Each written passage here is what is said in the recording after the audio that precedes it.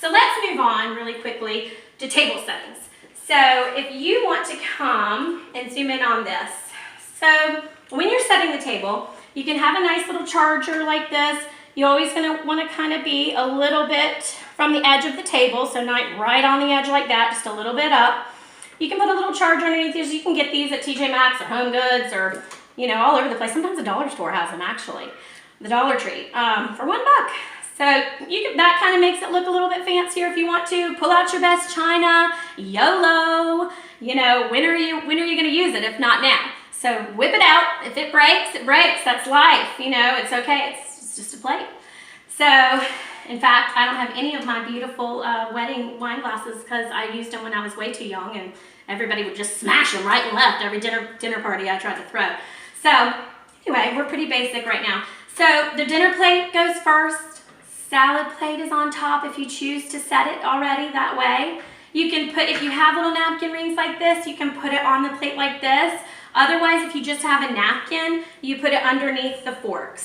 So it would go, you know, just like this here. So napkin and fork are together. Now, for the silverware, I have a couple little tricks that can help you remember where everything goes. And that is, left has 4 letters, okay? Fork has 4 letters. So all the utensils with 4 letters go on the left because left has 4 letters. Right has how many letters, guys?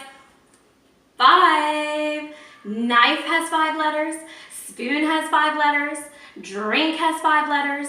So since right has 5 letters, everything with 5 letters goes on the right. So if you get in a pickle, you forget everything, you blank, you're going to your girlfriend's house or you're going to your boyfriend's house for the first time and you say, is there anything I can do to help? Which is what we're going to do, right? Be a good guest.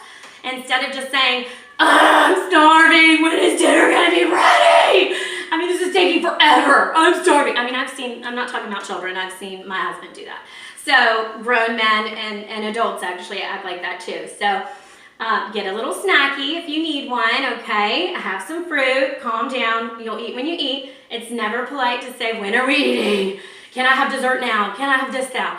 You know, everybody the host or hostess has an idea of when they're gonna serve everything, so you just wanna make sure you just wait patiently until you're offered what you're offered, and then you politely accept or say no thank you. So, back to the table. So once you've got your silverware set up, because you've said, is there anything I can do to help? When you see a million people hustling and bustling and doing all the cooking and everything like that, if you're a guest and you're not doing anything like that, go in there and say, especially if you're, you know, newly married, if you're not married yet and you're going to your boyfriend or girlfriend's house, if you're going to your friend's house, going home from college with a friend, you make sure you go in there and say, is there anything I can do to help? What can I do? Whenever I'm cooking and hosting, there's a million things I would be like, oh, I always need the trash taken out. If that's something you offer to do. I always need, you know, you can make the waters for everybody. You can set the table. You can dice things or help in the kitchen or help with cooking. But if you're not a cooker, there's plenty else to do. The trash has to be taken out like 50 times when I'm hosting. So that's always a help. So anything like that. Or you can just wrangle the kids and keep them entertained if you want to, if that's more your bag. That's the Joe Meyer gig. So he's really good at that, which is helpful. Super helpful to me. So back to here, that's where the forks and the knife and the spoon go. So big brother knife goes first. He's the tallest with the blade pointing in towards the plate. And then little sister spoon here is on the outside, just like this. And then up here, if you see, or if you have dessert, up here, this is your dessert and coffee fork and spoon. So you'd use the dessert fork for cakes, pies, things like that. The spoon would be used for ice cream mousse, or if you want to eat your pie with a spoon or a cobbler or something like that, I'm not going to be mad at you.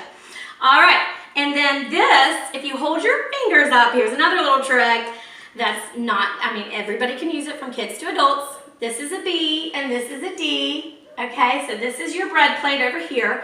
This is your drink over here, okay? Sometimes you sit at a table that is a round table and you got a bread plate here, you got a bread plate here, you got a drink here, and you're like, which one's mine? So instead of panicking, you can just say, okay, B and D really quick. All right, this is my bread plate, I know, because it's B over here, okay? So when you're setting it up too, you can also do that. So you know that the bread plate goes on this side when you're setting it up. Glasses, for formal occasions, there's usually a lot more glassware than normal. So if you sit down and you're like, well, what's always for? I'm going to tell you. The water glass is here, and then you set the red wine glass here, just kind of a little bit behind. And a red wine glass looks like this. It's more of a goblet look. You know, it's bigger, kind of rounder. That's for red wine. And then white wine, look, this glass looks a little bit more like this. If they look the same, it's fine, but this is the white wine over here. Red wine is usually first. And then champagne flutes are set right there. So if you're gonna be serving all this, woohoo, way to go. Sounds like a party. I want to be invited. Then set all these glasses out, or if you might not know what people will want to drink, right? And then if, you know, certain people aren't using certain glasses, because sometimes people do it by course, and they do a white wine course and a red wine course, so that's what those are for.